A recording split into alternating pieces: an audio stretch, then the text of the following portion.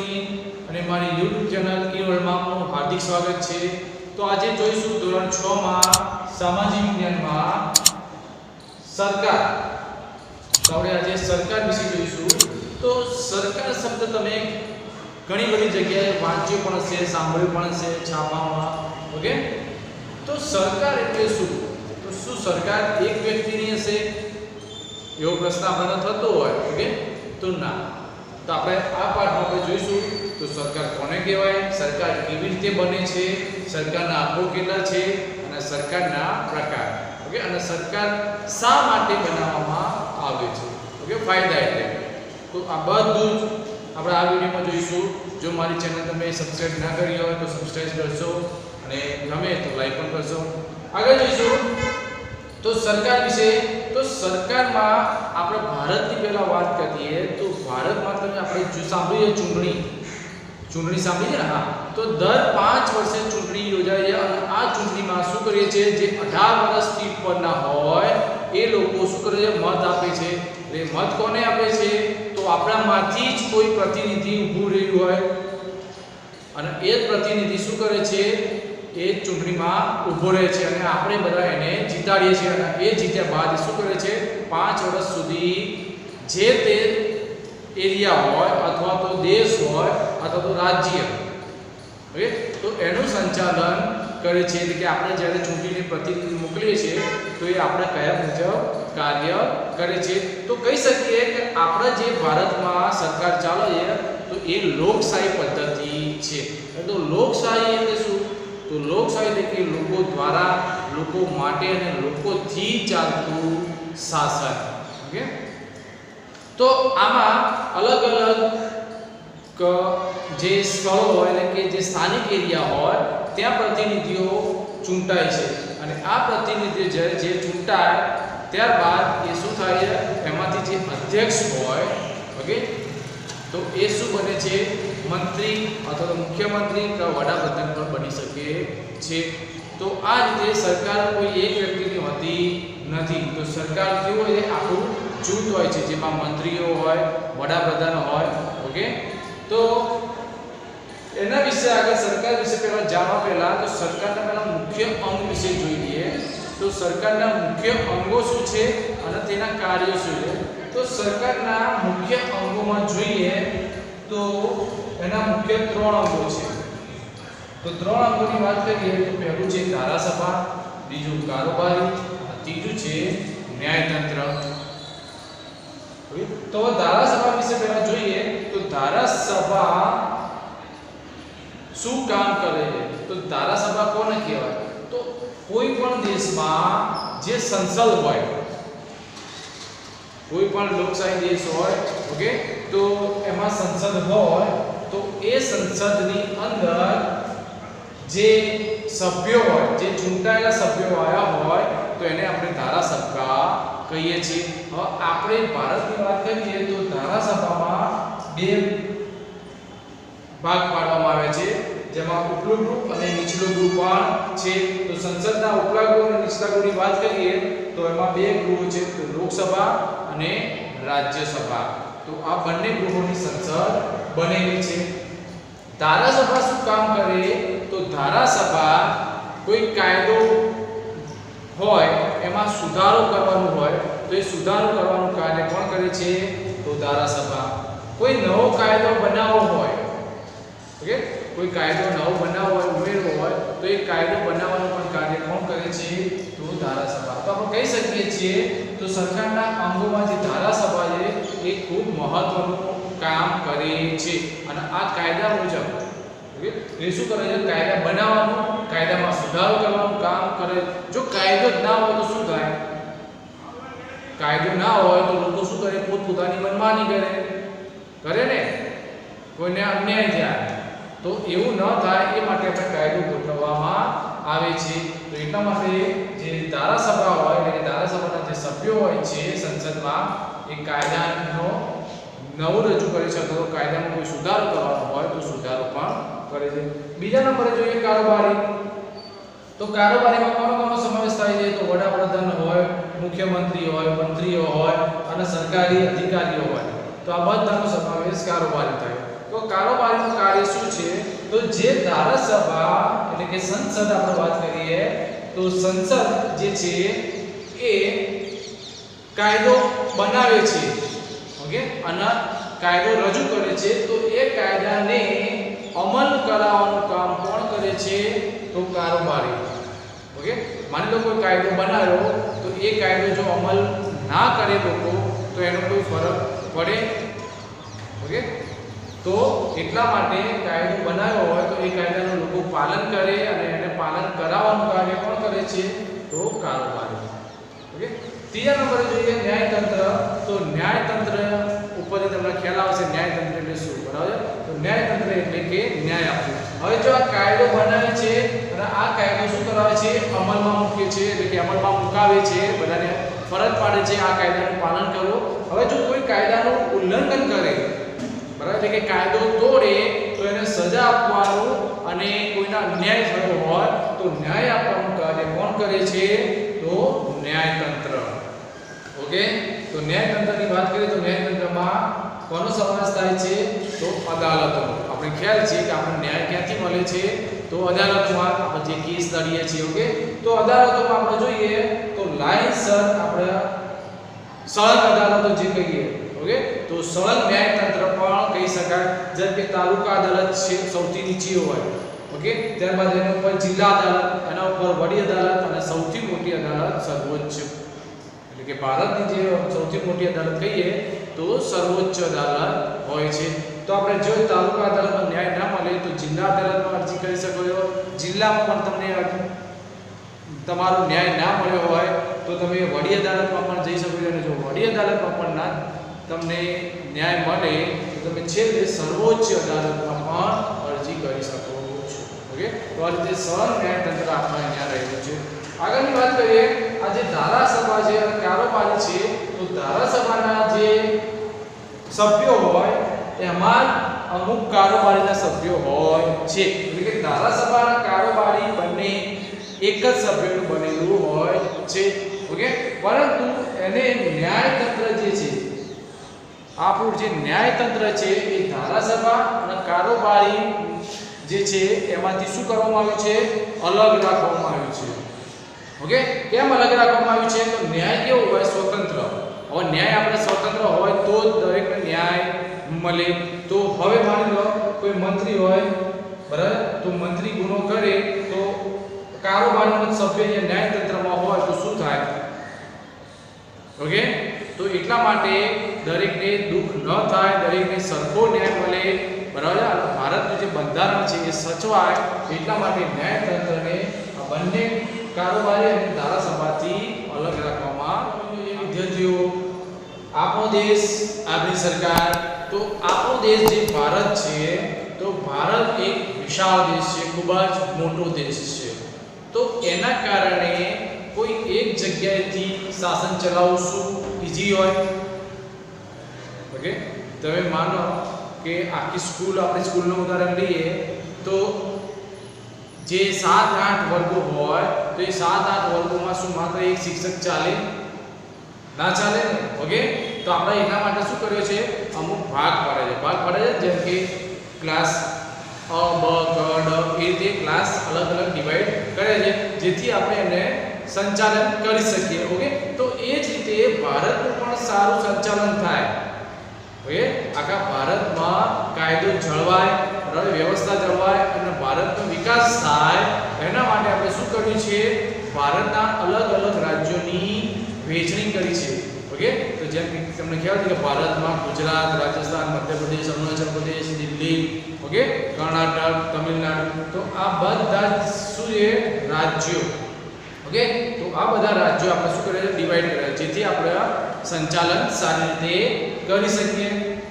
બીજું કે આપણો જે ભારત દેશ છે એ લોકશાહી ધરાવતો સૌથી વધુ મતદાર ધરાવતો કહેવાય. ઓકે, તો આપણે ખ્યાલ છે કે સૌથી વધુ વસ્તી ધરાવતો દેશ કયો? તો પહેલા નંબરે ચીન. પરંતુ ચીનમાં લોકશાહી દેશ એટલે કે ચીન જે છે એ લોકશાહી પદ્ધતિ અપનાવી નથી, તો એને સામ્યવાદી અપનાવી છે. ભારત બીજા નંબરે આવે છે વસ્તીમાં, તો આપણે કહી શકીએ તો સૌથી વધુ વસ્તી છે એટલે મતદારો પણ કેવા હોય? વધારે. તો સૌથી વધુ મતદાર ધરાવતો જે લોકશાહી દેશ છે કયો છે તો ભારત.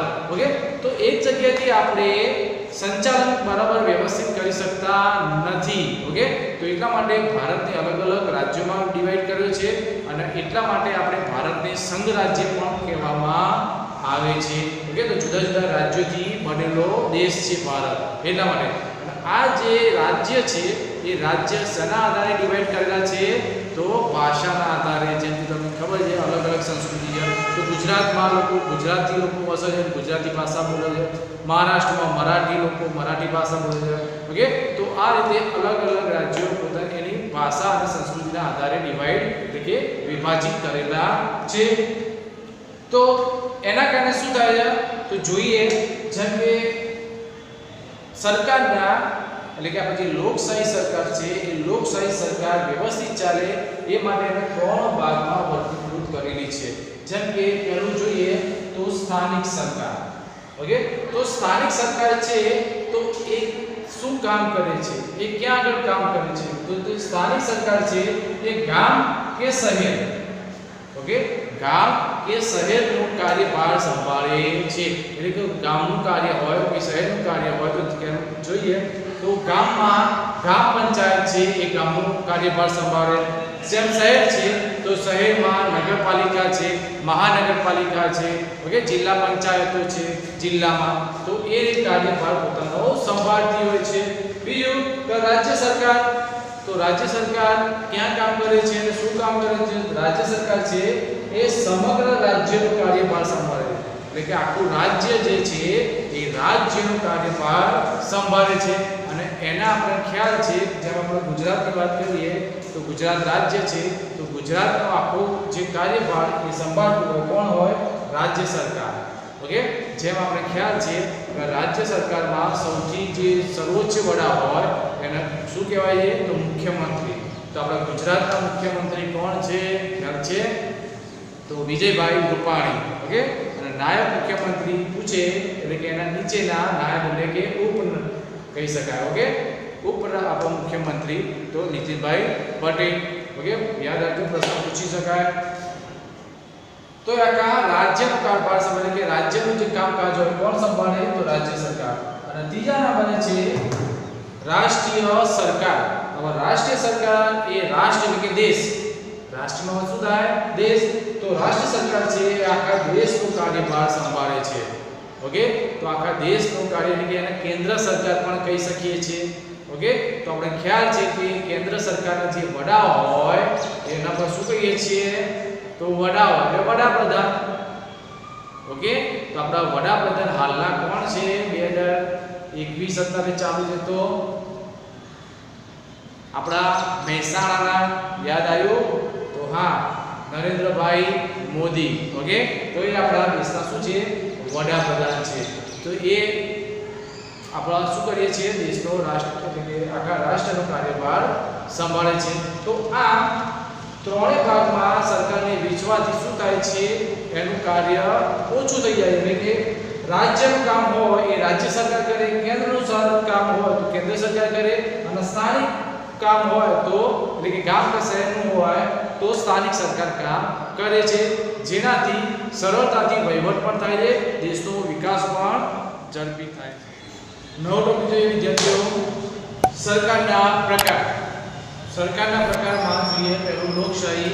એટલે કે ભારતમાં લોકશાહી છે પણ વિશ્વના બીજા બધા દેશોમાં બીજી બધી સરકાર પણ અસ્તિત્વમાં આવી છે. જેમ કે લોકશાહીનો પહેલો પ્રકાર છે તો લોકશાહી સરકાર સિવાય સામ્યવાદી સરકાર પણ હોઈ શકે અને રાજાશાહી સરકાર પણ હોઈ શકે.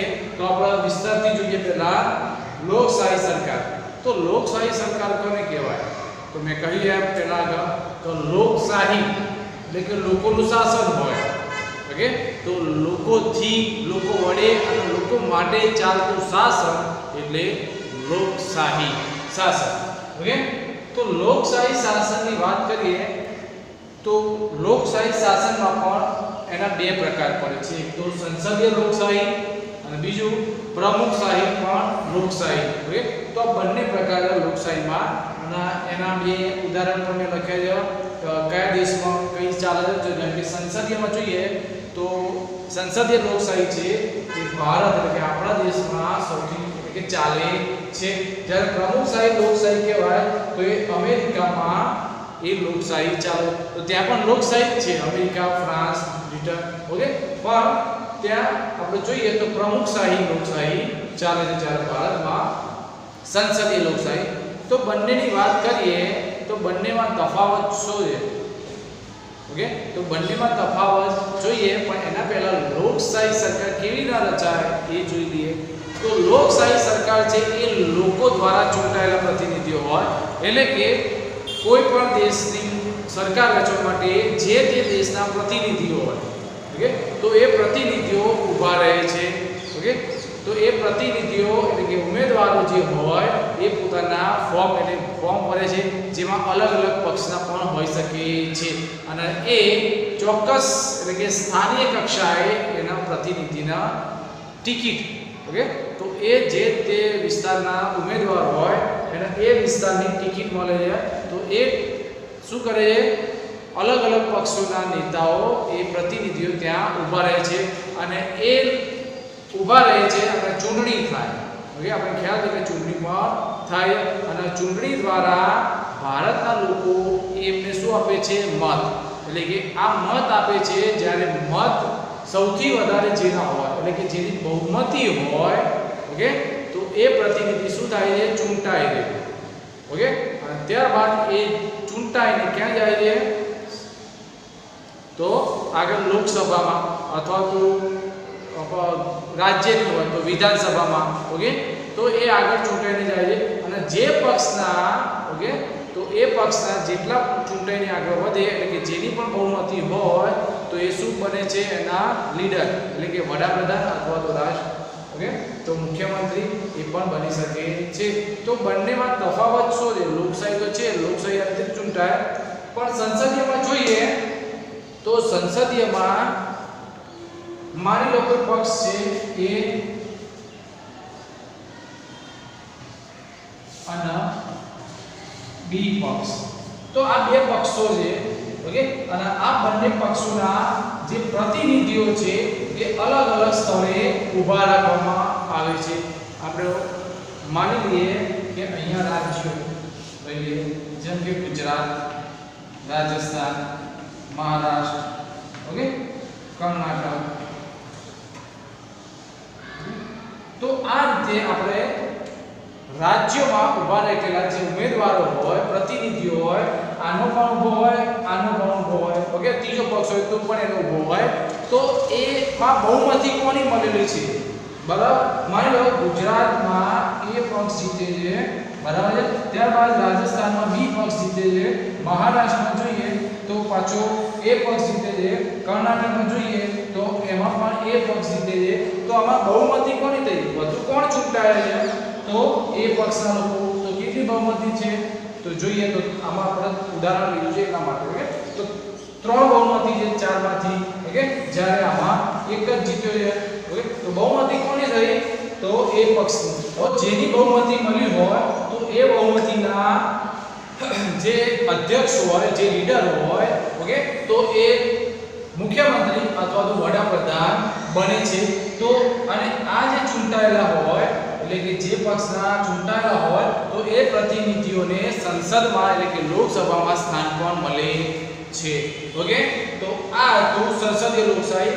પ્રમુખશાહીમાં શું હોય, તો પ્રમુખશાહીમાં પણ લોકો જ ચૂંટે, ઓકે.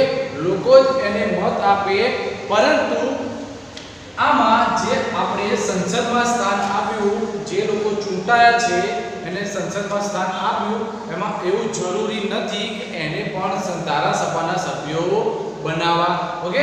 તો આમાં જે હોય એમાં જે નેતા હોય એ નેતા ચૂંટાય, ઓકે. એટલે કે ડાયરેક્ટ પ્રમુખ એટલે કે પ્રેસિડેન્ટ, ઓકે, એટલે કે રાષ્ટ્રપતિ જે કહીએ છીએ.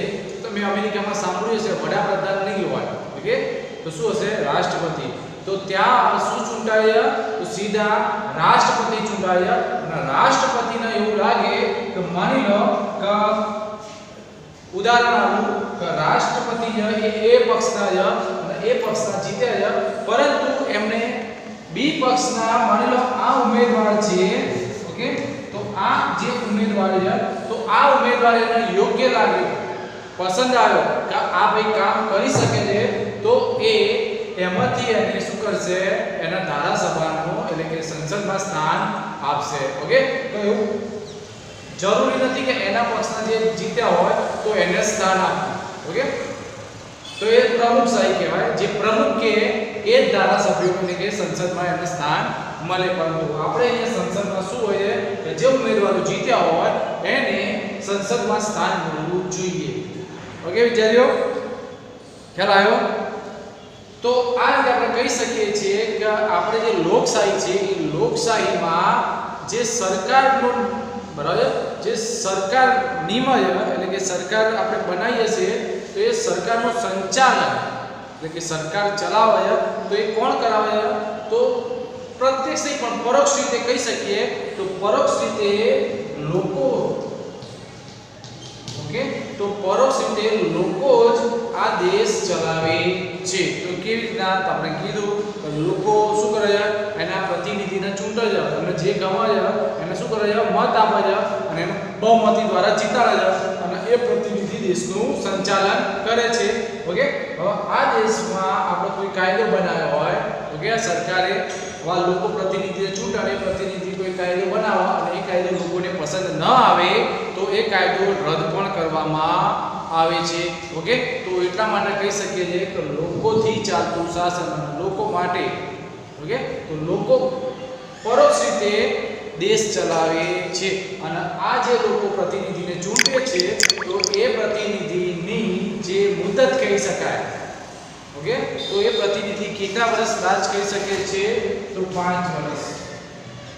ઓકે, તો 5 વર્ષ પછી ફરીથી પણ ચૂંટણી થઈ શકે.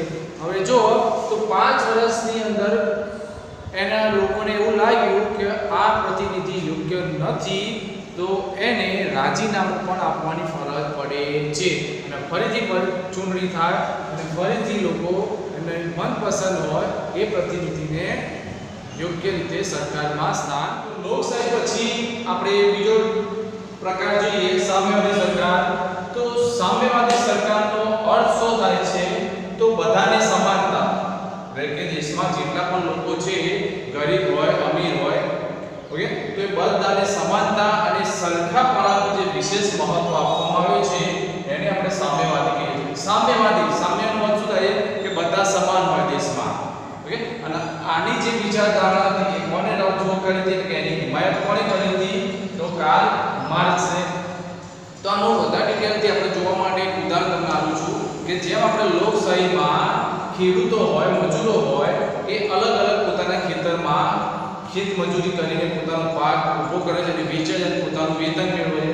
ઓકે, પરંતુ સામ્યવાદી સરકારમાં કેવું હોય છે કે બધા જ મજૂરો હોય અથવા તો ખેડૂતો હોય એ સાથે મળીને એટલે પોતપોતાની જમીન ભેગા મળીને શું કરે છે? ખેતી કરે અને એ ખેતીની જ્યારે ઉપજ થાય છે અને એ વેચીને એમને સરખા ભાગે વેચણી કરે છે. તો આમ સરખાપણાનો જે ભાવ રહેલો છે એને સામ્યવાદી કહેવાય છે. તો કાર્લ માર્ક્સના મત અનુસાર કે જે કારખાનું માની લો કારખાનું હોય, ઉદ્યોગો બનાવવા માટે જે મૂડીવાદી વર્ગ છે એ પૈસા તો આપે છે પરંતુ સાથે સાથે જે મજૂરો શ્રમિકો કામ કરે છે તો એનો પણ એટલો જ ભાગ રહેલો હોવો જોઈએ. તો આ રીતે સામ્યવાદી સરકારમાં દરેકને સરખાપણાનો અધિકાર આપવામાં આવતો હોય છે. એટલે કે આમાં એક હતું શાસન પણ કહી શકાય છે કે અમુક દેશોમાં લાંબા સમય સુધી એક ને એક પાર્ટી અથવા તો એક ને એક વ્યક્તિ જે હોય એ ચૂંટાઈને આવતો હોય છે. એની સામે ચૂંટણી હોય પરંતુ એની સામે કોઈ ઊભું રહેતું નથી. એટલે એક હતું શાસન હોય છે એટલે કે એક જ પાર્ટી જીતતી હોય. ઓકે, તો એવાને આપણે સામ્યવાદી સરકાર કહી શકીએ છીએ, જેને આપણે બીજા નામે ડાબેરી વિચારધારા પણ કહી શકીએ છીએ. ઓકે, આગળ તો આ જે સામ્યવાદી સરકાર છે એ વિશ્વમાં કયા કયા દેશોમાં ચાલુ છે તો જોઈએ તો રશિયા, ચીન, ઉત્તર કોરિયા, ક્યુબા, વિયેતનામ. તો આવા દેશોમાં સામ્યવાદી સરકાર ચાલુ હોય છે. પરંતુ અમુક દેશો જે વિશ્વના છે એમાં પહેલા સામ્યવાદી સરકાર તો હતી પરંતુ એક હતું શાસનના કારણે શું થયું? એમને એ સરકાર સરકાર બદલી નાખી કે રાજાશાહી અથવા તો લોકશાહી પણ કરી નાખવામાં આવેલી આપણને જોવા મળે છે। ત્યારબાદ જોઈએ રાજાશાહી। તો રાજાશાહીમાં આપણે ઇતિહાસમાં જોઈ ગયા હતા તો રાજાશાહી શું હોય? કોઈ એક વ્યક્તિના હાથમાં શાસન હોય, એટલે કે કાયદો પણ એ કરે, ન્યાય પણ એ કરે અને એનું પાલન પણ એ વ્યક્તિ જ કરાવે। એટલે કે આપણે એને કહી શકીએ કે કોઈ એક વ્યક્તિના હાથમાં જે શાસન હોય એના રાજાશાહી કહી શકીએ છીએ। તો રાજાશાહી જે સરકાર હોય કેવી હોય છે? વંશ પરંપરાગત, એટલે કે એનો જે પિતા હોય, પિતા પછી એનો પુત્ર આવે, ઓકે, તો એ રીતે શું કરે છે? પોતાનું શાસન ચાલતું રાખે છે। તો આ રાજાશાહીમાં આપણે જોઈએ તો લોકોની જે સુખાકારી હોય, એની જે સુવિધા હોય એનો ઉકેલની જગ્યાએ, એટલે કે એની જગ્યાએ વ્યક્તિગત, એટલે કે જે શાસક છે, જે રાજા છે, ઓકે, તો એની સુવિધા કેવી રીતે લેવી, ઓકે, એના સુવિધાની વ્યવસ્થા કેવી રીતે સારી થાય એ રીતે એનો નિર્ણય લેવામાં આવતો હોય છે। તો આમ કહી શકીએ કે રાજાશાહી જે છે એક વ્યક્તિ, એટલે કે વ્યક્તિ કેન્દ્રીય શાસન પદ્ધતિ કહી શકાય છે। તો દેશમાં જોઈએ તો ઘણી જગ્યાએ દેશોમાં આપણે રાજાશાહી જોવા મળે છે, જેમ કે સાઉદી અરબ છે, કતાર, જોર્ડન, કુવૈત, ઓમાન અને બહેરીન, ઓકે, તો આ દેશોમાં રાજાશાહી ચાલુ હોય છે। પછી બીજું જોઈએ કે રાજાશાહી સાથે સાથે મિશ્ર સરકાર પણ ચાલુ હોય છે। જેમ કે ઉદાહરણ તમને આપું તો ઇંગ્લેન્ડ, તો ઇંગ્લેન્ડમાં લોકશાહી છે અને સાથે સાથે રાજાશાહી પણ છે, તો આને મિશ્રિત સરકાર કહેવાય, ઓકે, કારણ કે એમાં જે રાજા હોય, રાજાશાહી વંશ પરંપરાગત તો એનું ચાલુ આવે છે, પરંતુ સાથે સાથે પ્રજા જે છે, પ્રજા પોતાની ચૂંટણી તરીકે એનો પ્રતિનિધિ પણ ચૂંટે છે અને દેશનું એનું પ્રતિનિધિત્વ કરે છે। તો અમુક જે હક હોય, જે અધિકારો હોય, ઓકે, તો એ રાજાને આપવામાં આવેલા હોય છે, કે બધી સત્તા ઇંગ્લેન્ડમાં રાજાને આપવામાં આવેલી નથી, ઓકે, તો ત્યાં મિશ્ર સરકાર છે, પણ ખાસ કરીને આપણે લોકશાહી પણ કહી શકીએ છીએ, ઓકે। તો આ હતા આપણા સરકારના પ્રકાર। નેક્સ્ટ ટોપિક જોઈએ લોકશાહીના મૂલ્યો। તો લોકોને કેન્દ્રમાં રાખીને લોકોનું જીવન ધોરણ ઊંચું લાવવા માટે અને તેની સુખાકારી માટે ભવિષ્યની લગતી, એટલે કે ભવિષ્યમાં એ આયોજનો પણ કરવા જોઈએ, એના મૂલ્યો છે। ત્યારબાદ જોઈએ તો એના માટે આપણે અલગ અલગ સ્તરે પણ આપણે જોઈએ કે જે સરકાર કામ કરે છે, જેમ કે સ્થાનિક સરકાર, રાજ્ય સરકાર અને રાષ્ટ્રીય કક્ષાએ રાષ્ટ્રીય સરકાર। તો આ રીતે અલગ અલગ કક્ષાએ લોકોના હિત માટે, લોકોના ભલાણ માટે, એટલે કે સુખાકારી માટે અને લોકશાહીનું જતન થાય એ માટે કાર્ય કરતી હોય છે।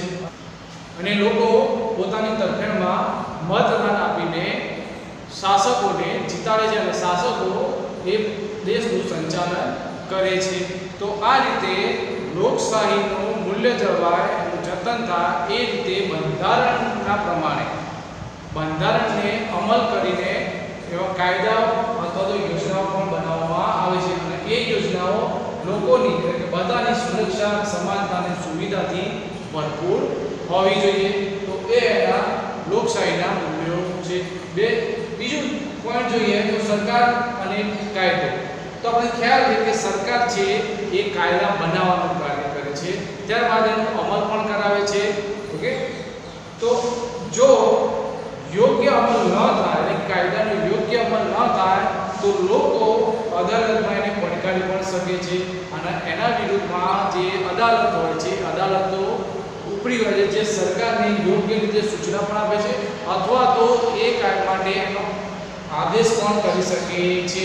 તો અદાલતો જે છે એ સરકારના અમુક કાર્ય માટે આદેશ પણ કરી શકે છે, ઓકે। બીજું જોઈએ કે સરકાર જે છે એ કાયદો તો બનાવે છે, બરાબર, પરંતુ જો એ કાયદો લોકોની તરફેણમાં ન હોય તો લોકો તેની વિરુદ્ધ પણ, એટલે કે વિરુદ્ધ પણ કરે છે એની તરફેણ, બરાબર। તો એના માટે એ સરકાર જ્યારે એ કાયદો સુધારે છે અથવા તો એ કાયદાને અમુક ટાઈમે રદ પણ કરે છે। તો આ રીતે કહી શકીએ છીએ કે જે લોકશાહી છે એ સંપૂર્ણ રીતે પ્રત્યક્ષ કે પરોક્ષ રીતે લોકો સાથે ચાલતું શાસન કહી શકાય છે। તો આ પાઠ આપણે અહીંયા